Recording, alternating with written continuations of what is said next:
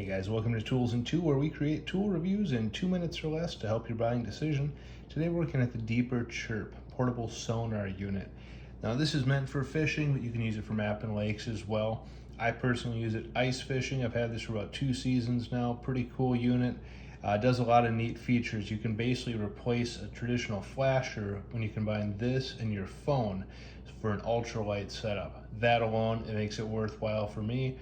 If I can carry just my auger, a couple rods, and this, and I'm good to go, that's a great way to go fishing without all the hassle. So this piece, you can unscrew it here, just kind of see what's inside. It's USB rechargeable, so there's a little unit there. It's got a Wi-Fi network inside. It's supposed to have ad hoc Wi-Fi to connect to your phone, which is really reliable and nice. It's got a little light here as well. You can put a clear top on if you're shooting at night, and that's kind of cool. To seal it back up, you want to start with those about the same place.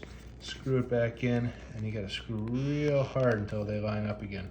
3 little mounting points here if you're going to be casting it or towing it on your boat to map out the lakes, which, speaking of that, with the app, it's recording what you're doing, and that's really cool because with the GPS built in, you can bring this over and put it on the computer then and look at where you've been and kind of really build a more accurate map of your lake. So that's a cool feature.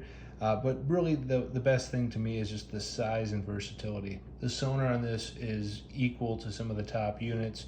A couple of the quick downfalls, the things I do run into with it, especially ice fishing, if there's any slush in the hole, it doesn't like that. If there's a lot of slush in the hole, it won't even take a reading.